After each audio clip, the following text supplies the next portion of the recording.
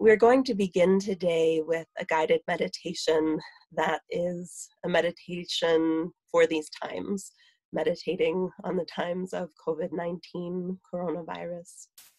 So I invite you to go ahead and get comfortable and prepare yourself for sitting meditation.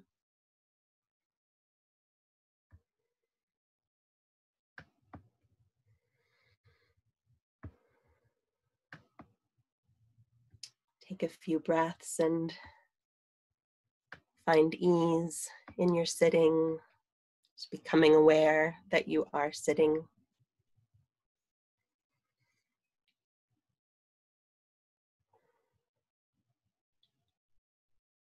We'll listen to 3 sounds of the bell.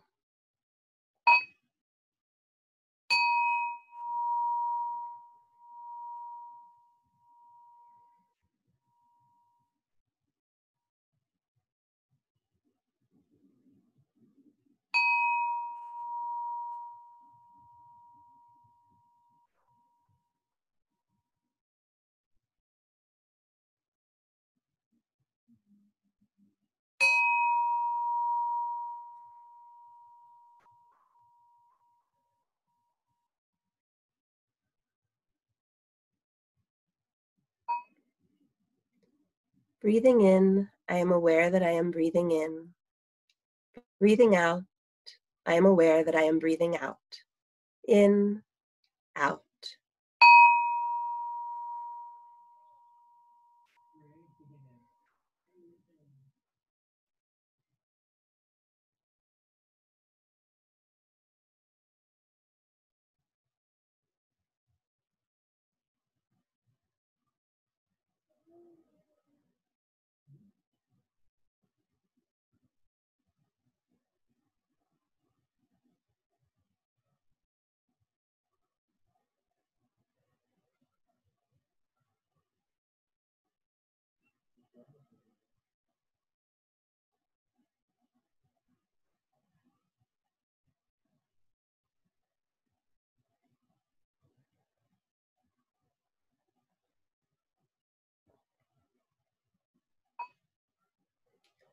Breathing in, I am aware of my breathing.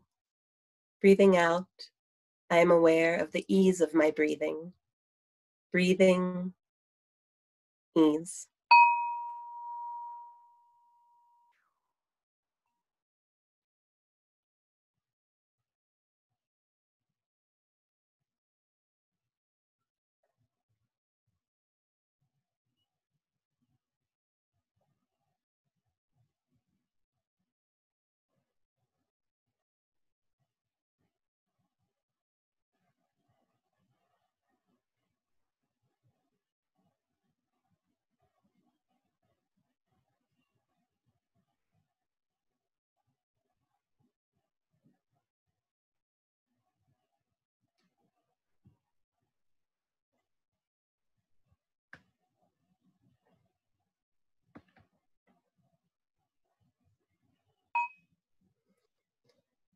Breathing in, I am aware that many people in the world are not breathing easily right now.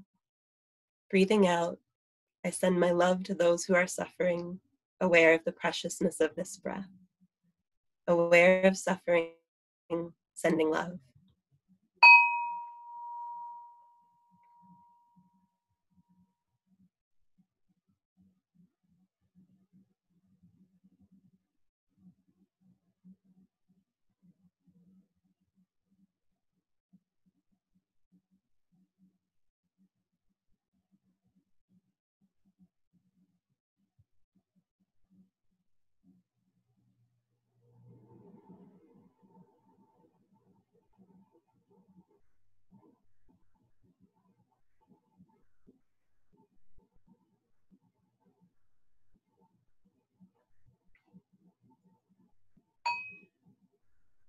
Breathing in, I am aware of my whole body.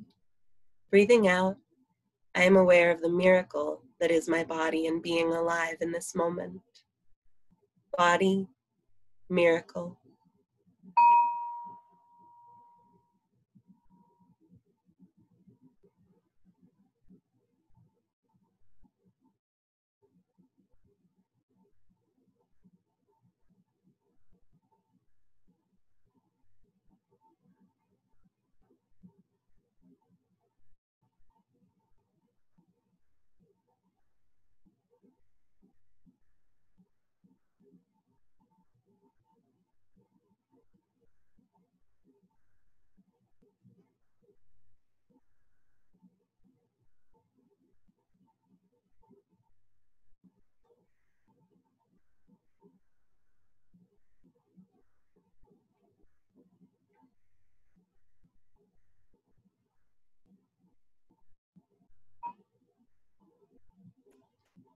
Breathing in, I am aware of the feelings that are present in me.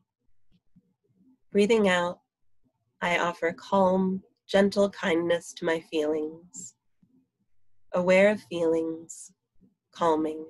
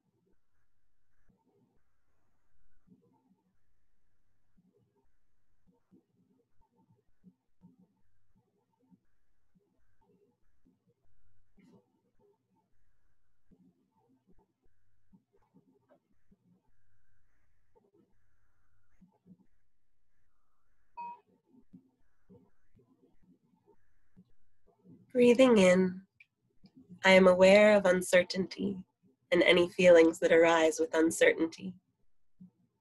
Breathing out, I smile to not knowing. Aware of uncertainty, smiling.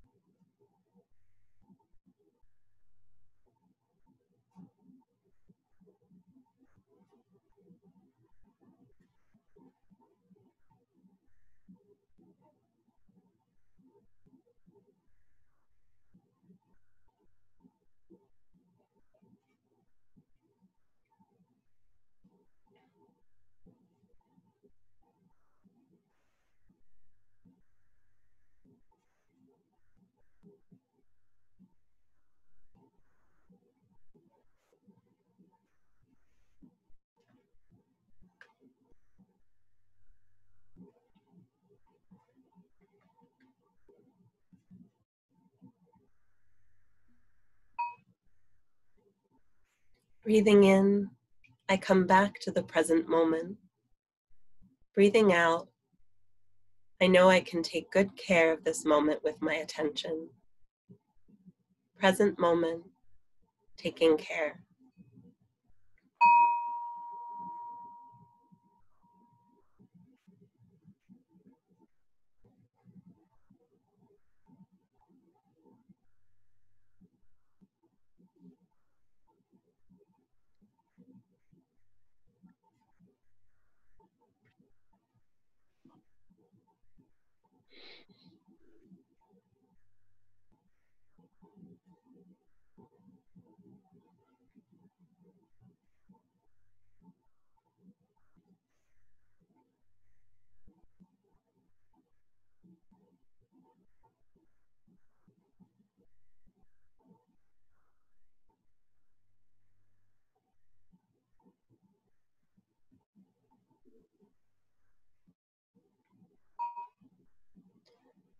Breathing in, I am aware of the complexities we are holding that may feel in tension with one another. Breathing out, I let go of tension. Aware of complexities, letting go of tension.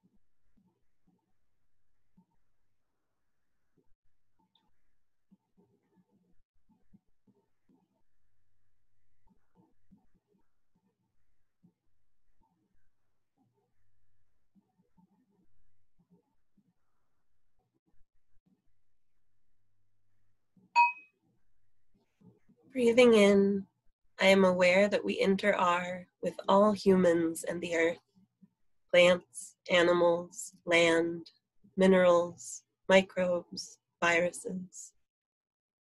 Breathing out, I send love through this connection. Interbeing, sending love.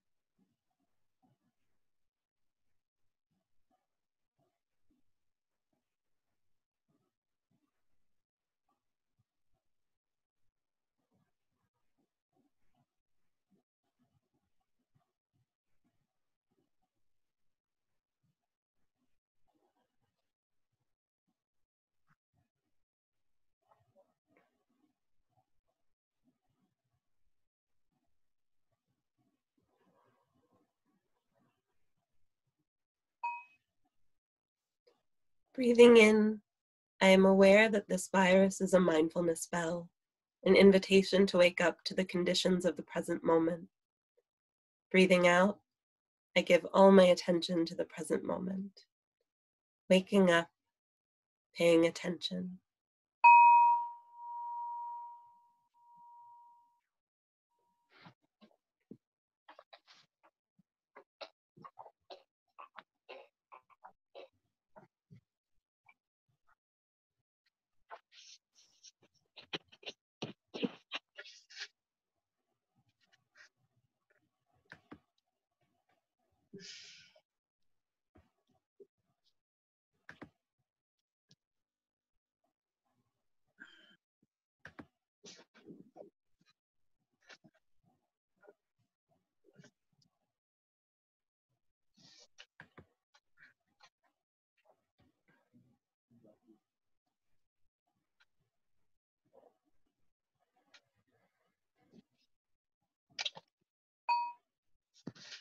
Breathing in, I slow down. Breathing out, I am aware of the blessings and conditions for gratitude in this moment. Slowing down, grateful.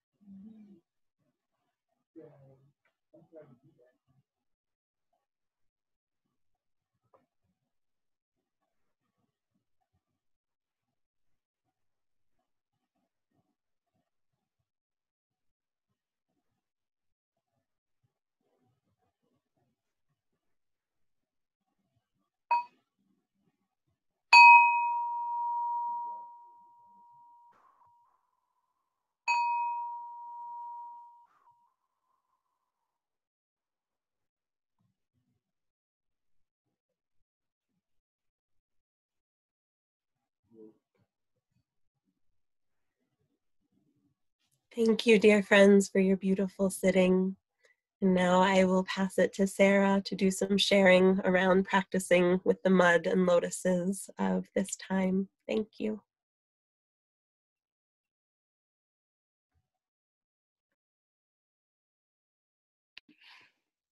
Dear Thai, dear Sangha, dear community, can you hear me okay?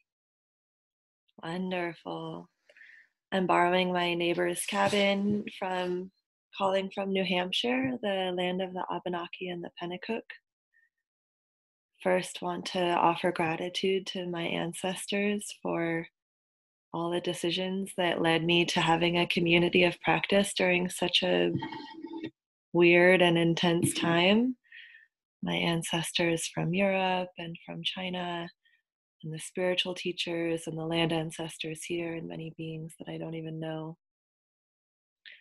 I'm really grateful to be here with all of you, especially seeing some faces from past retreats that I haven't seen in a while, and also to see some friends sitting outside. That's really good. So I would just like to share a little bit about what's alive for me, being an earth holder and a member of the Sangha, just being human in this moment with the beautiful practice of mindfulness. I'm so grateful to have that. There's a lot of mud and a lot of lotuses. Some lotuses that I just want to share first is, like Stephanie mentioned, the invitation to wake up, that things are very much exaggerated right now, and that gives me time to recognize things a little bit easier. They're not so subtle. The fresh air is so wonderful. I'm curious where everyone is, because here it's springtime and the air is so clean. Where I live, there's a lot of wood fires, and as it's getting warmer, there's less and less. I'm really grateful for online sanghas. Who would have thought that our online retreat that started about a month ago or so would be such a stabilizing force in such a time? It's so incredible. And there's so many resources online. Teachers are so available. And I'm just so grateful for community and the relationship of interdependence between all of us. There's people on here who have passed through Morning Sun and been on retreat with us here. And I know many of you practice with us from afar, just being in touch with each other when we see each other or here on the computer. I'm also grateful for the lotus of grieving, knowing that things won't go back to normal because we don't want it to. That as practitioners, we know that the way we've been living life has not been working. And when more pandemics or viruses or illnesses come through our global community, that we know we don't want it to be this classist and this racist, ageist, homophobic, and that as practitioners, the really simple things like speaking lovingly to our families, our grandchildren, our nieces, our nephews, our aunties, our uncles about these issues is already cycling through the garden of our consciousness. It's not easy though, and that's why we don't want to do it alone. That we have a Sangha we can go back into and be replenished and be loved and cared for and not judged, so that we can go back out into the world and offer our lotuses, our freshness, our clarity of mind, our right view. And I know it's not easy speaking with family and friends about the ways that our response to this is not working. I hear so many friends and family say, oh, I want it to go back to normal. Oh, I'm never going to take things for granted. And I know that when I'm sick, I remember, oh, I'm not going to take my breath for granted. Oh, I'm not going to take this fresh breath of air outside for granted. But the habit energies come up. You know, our ancestors were surviving and surviving and surviving from the cave times. But can we mindfully look at the mud and in that way not repeat the past in the same harmful ways? Something that's been very alive for me relating to Sangha, which, you know, I get a little nervous talking about, but is around activism. And I've been really inspired by hearing different Sangha members reaching out to their state and city governments, to illuminate the inequities of our response to the pandemic around race or age or class, religion.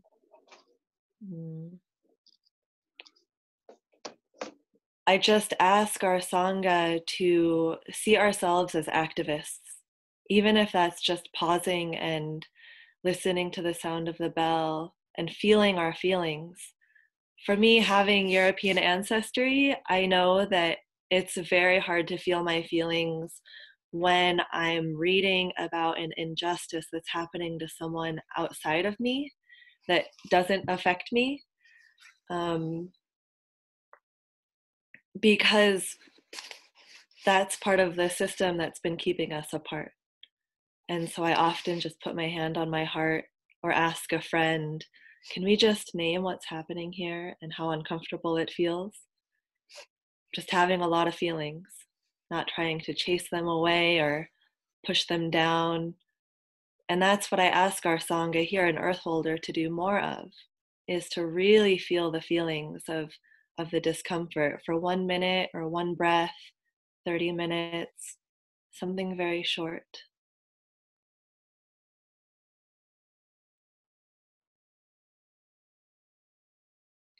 I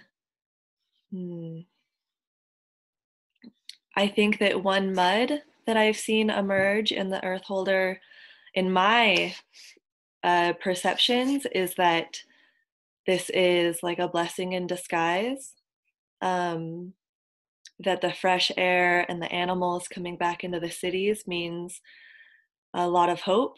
And I agree, it's very hopeful. But I've been looking deeply into this, and I've been reminded by some friends that that's teetering on an edge of sacrificing really important people in society for the name of the environment.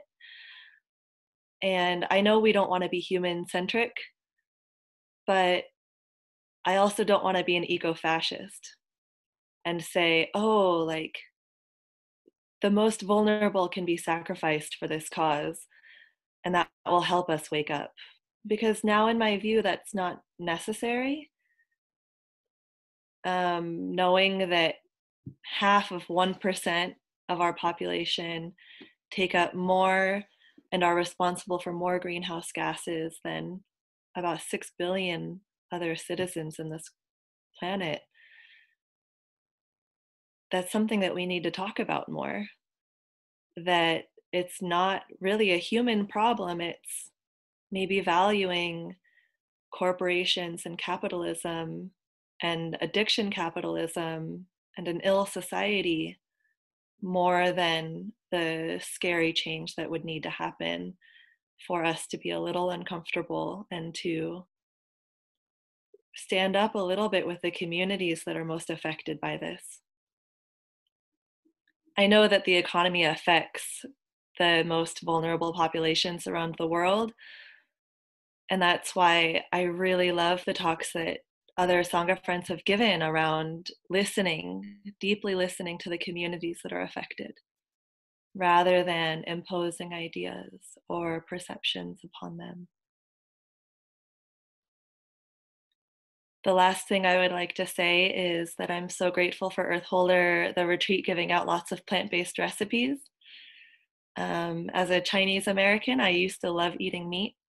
And during this time, it's been much easier for me to eat plant-based. And so I just wanted to reach out and say, if any of you need help with eating more whole food plant-based, which would support our forests and our global communities, reach out anytime. I'm here for you, and I'm glad that you're here for me. Thank you, Sangha. I'll pass it over to our friend Stephanie. Thank you, dear Sarah, for your deep and beautiful sharing.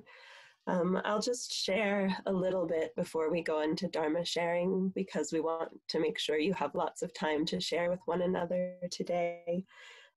What is alive for me in this context, and thinking about the mud and lotuses, and a lot of what Sarah shared resonates deeply in my heart.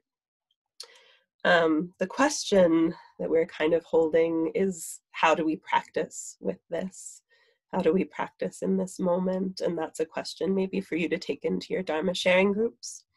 For me, I've very much felt the sense of practice as an anchor amidst the turbulence that right now feels like. And I feel very fortunate to have this path, to have a Sangha, to have a practice that helps me to feel more stable. That meditation that I shared with you, I wrote a month ago when I was in the first few days of self-isolation, which feels like a lifetime ago in many ways. I was reflecting this morning, March 12th was the last normal day that my daughter and I had of normal routine. And then we began self-isolation after that. And yeah, how long ago that feels. One thing with the mud and lotuses that I've been reflecting on is holding them both. You know, our Thai, our teacher, shares the deep, simple yet very deep teaching of no mud, no lotus, and just reflecting on how they are. And for me, I can feel sometimes getting stuck in the mud, like almost like a car tire getting stuck and swirling around and feeling very deep in the mud. And it's important to remember that the mud is not the only reality. But then I can also feel this habit energy of kind of clinging to the lotus and ignoring the mud. And it being important to hold both of them gently and kindly and tenderly. This is such a tender moment. I think we're all maybe feeling different things, but there's just so much tenderness, and holding the mud and the lotus with that same tenderness. And so we can notice with our practice gives us tools that we can notice when we're stuck in the mud. And maybe we need to remember the lotuses. And likewise, we can notice when we're maybe not looking at the mud, we're turning away from it. I'm in a situation now where I'm self-isolated, and knowing that it's a privilege to be self-isolated right now, that I'm not a frontline healthcare worker who's working in a hospital, and I'm not working in a grocery store delivering groceries right now to people who may be sick. And just knowing what a privilege it is to be at home. We have stable income, and there are so many people who are losing work, and knowing what a privilege that is as well. I've been reflecting a lot on those privileges amidst the challenges of parenting in this time, and sickness. We've had some sickness in my household. My daughter was sick, and you may hear a little creakiness in my voice. I had a cold this past week, so we've been practicing with that, and also the real privileges and conditions for happiness and gratitude that we have in this moment. And there's some parallels to the climate crisis. Some people are talking about the parallels that we have in this, that COVID has forced us to stop. And many of the things that are stopping right now are similar to things that climate activists have been calling for a long time.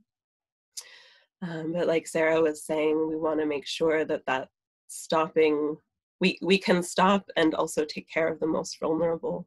And we need to figure out how to be able to do that, which is not what is happening in a lot of ways right now. So there are similarities with COVID and the climate crisis, but there are also differences that we can be aware of. And I think that's all I want to share with you in this moment. Maybe I'll pause and see if, Sarah, you have anything else that you want to add before Dharma sharing.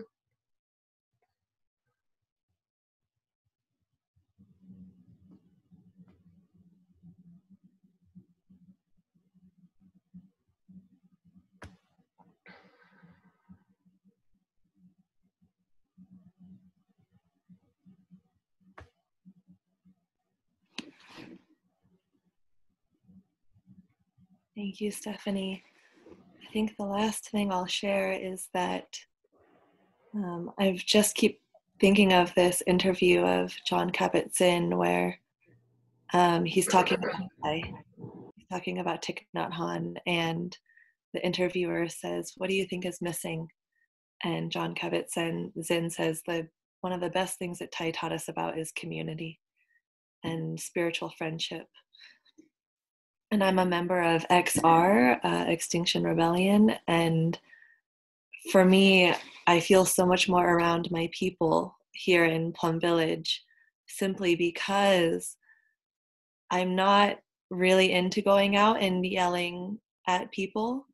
I would much rather embrace them and invite them into my family.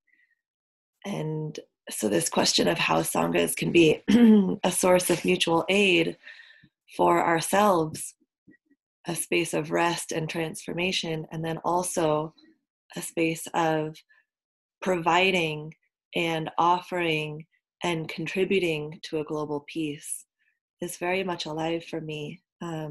How can we live in a way that's more respectful of Mother Earth and the global citizens that inhabit her? So no answers. I'm not going to answer anything today, just sharing from my heart.